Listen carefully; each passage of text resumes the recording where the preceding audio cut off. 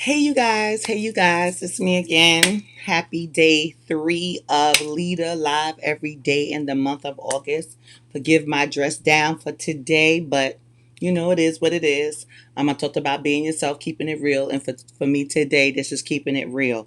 No time for hair and makeup. This is what it is. So let me introduce myself. I am Lagisha Moore of Moore Consulting. We're a SPED and RTI instructional coaching and consulting company. I help schools and teachers close the achievement gap for their most vulnerable and most at risk students, which are special education students. And yeah, so I want to jump right into it. Now, I've been talking about the knowing, and there are some things you have to know. You have to know your data, you have to know yourself, you have to know your students, and you have to know your content, right? You have to know the data, you have to know your students, you have to know yourself, and you have to know the content. So I've already talked about knowing the data, knowing your students' data. I've already talked about knowing yourself. And today I want to talk about knowing your students, getting to know your students. It's so important. So if you see me looking up and down, I'm live on YouTube and Instagram. So I want to cover 4 points about how you can get to know your students, and then one thing you really want to stay away from. So 4 do's and 1 don't. 4 do's and 1 don't. 4 do's and 1 don't. Say it with me. 4 do's, 1 don't. Don't do it. So the 4 do's. First one is interest inventories. Interest inventories. Now these are really popular with elementary teachers. Just kind of getting to know your students, giving them an interest inventory, allowing them to tell you what they like, what they dislike, ways to get to know your students. In middle school, it may look different. You may not use an interest inventory. You may use some other type of questionnaire, some getting to know you activity, some icebreaker, some way for you to get to know information about your students and make it fun. Make it fun and make it interesting. Of course, if you use interest inventory, you'll use it as developmentally appropriate.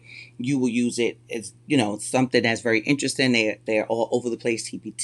TPT, make up your own, in books, everywhere, so you can find them. So interest inventories, some way for you to get to know your students and then collect that information and that data about your students, who they are, siblings, no siblings, maybe their household, where they live, their favorite hobbies, what they like to do, what they don't like to do, their favorite subject, their favorite topic, those kinds of things, because you want to get an idea of who is sitting before you, right? Because, and I haven't said this before, but this is what I want to just take one moment to make this caveat. For me, what I have found to be 100% successful all the time, every time, has been relationship building. I have learned and mastered how to build relationships with students. Relationships. I've learned and mastered how to build relationships, not only with my students, but with their parents, with my colleagues, and with my administrators, all stakeholders, everybody. I've learned how to build relationships with people because that's the key to success. And we're going to talk more about that sometime in the future, but I just wanted to just take a moment to give that caveat. So, interest inventories, icebreakers, ways to get to know your students. Another way, and this is all happening in your first week of school. The next thing is anecdotals. Objective, not subjective. You want to keep anecdotals, notes. What do you notice? So as you are giving your students activities, these icebreakers, you giving them, and I'm going to talk about that next, but it goes part and parcel, pre-assessments. You're collecting data. You're getting to know who the student is. In the elementary level, you're giving them pre-assessments in math, pre-assessments in writing, pre-assessments in reading. All of these opportunities for you to collect data is happening in this first week of school because it's all about building rapport, about building relationships, getting to know your students, because it's going to be key, clearly, to your success in closing the achievement gap. So, objective, not subjective. What do I mean by that? Objective means you just write what you see. What do you observe them doing? Don't put a label on it. Oh, he was being lazy during math class. No, during the math class, I noticed that he had his head down. He wasn't writing. He didn't respond right away. He looked confused. He had this look, so objective, just what you see. Don't put a label to it. Don't say what you think it is. Just write what you see. And then later, you'll have time to just kind of look at it. And then hopefully you'll see if there's some patterns around these behaviors. All right. So that's two anecdotals. Objective, not subjective. Next, with that, the pre-assessments that I already mentioned.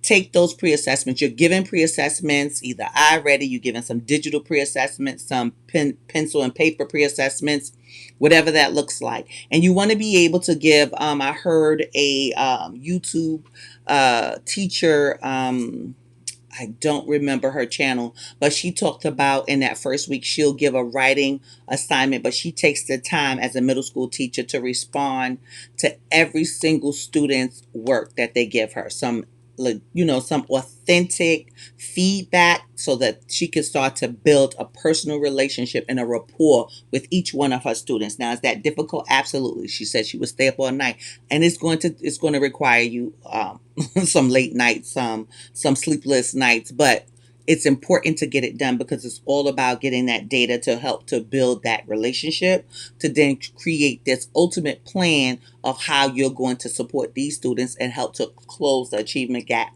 not just for some, but for all of your students, especially your students with special needs, your students with disabilities, your students with learning disabilities, and your at-risk students. Those students who are your below benchmarks, very below, extremely below benchmark students. You might have students in your class who are holdovers. So that's going to be important. So we talked about interest inventories, anecdotals that are objective, not subjective, and pre-assessments. Last but certainly not least, one-on-ones or O3s. One-on-ones. So during this first week of school, you want to make it your business to take the time to have one-on-one conversations with each and every one of your students. If you're in the elementary class, that's easier than it is for those of you who are in secondary school, with middle school and high school, where you have maybe 75, 80, 90, 100, maybe 200 students. I don't know what your class rosters look like, but whatever it is, to the best of your ability within that first week, you want to make some, even if it's 2 minutes, just to kind of check in, have a quick conversation, just some way, even as you're walking around, just a quick, as they're doing assessments, as they're doing pre-assessments, just a little something to say.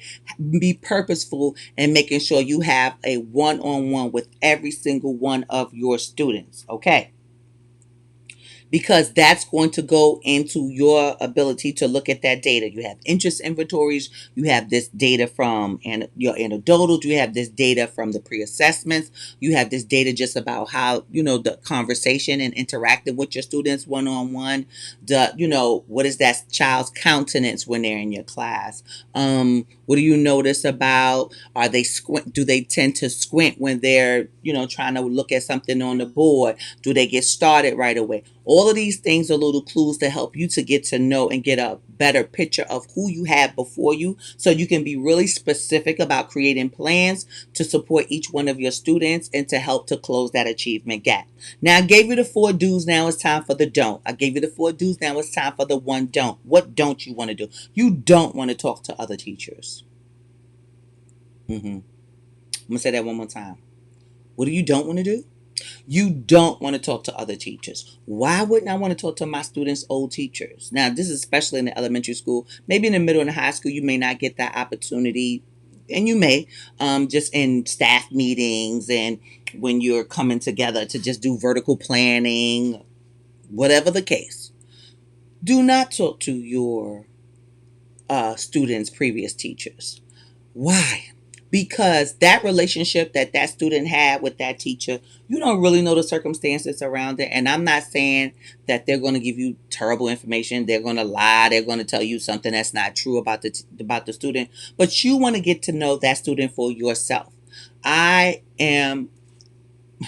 feel like I'm about to say I'm in church, but I am a witness that the relationship a student can have with one teacher could look totally different with another teacher.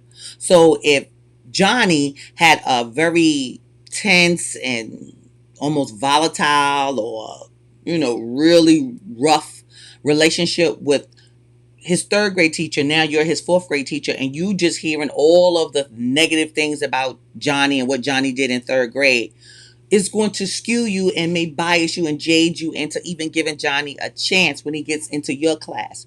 You don't know if Johnny's going to be that same way with you in your class. So don't talk. Don't converse. Don't, oh, I want to tell you about little so and so. Oh, you got so and so. Oh, let me tell you about so and so and so and so in my class, what they did when they was. Tell them thanks, but no thanks. I want to take the chance. Don't spoil it for me. I want to take the opportunity. I want to get the chance to get to know them for myself. I appreciate you wanting to share with me, but I'd rather just get the chance to know them myself. That's a quick and nice and very polite way, non-offensive way to just say, nope, don't want to hear what you have to say. I want to get to know this student for myself. So I gave you the 4 do's and the 1 don't. I'm going to go over that again. The do's: interest inventories, icebreakers, getting to know you, things to build rapport. That's a way of collecting data. Number 2, anecdotals that are objective, not subjective. Language that just says what you see, not putting a value or placing a value or label or judgment on what you see. Number 3, pre-assessments, taking those pre-assessments, looking at them, and then that's a way for you to get to understand who that child is academically.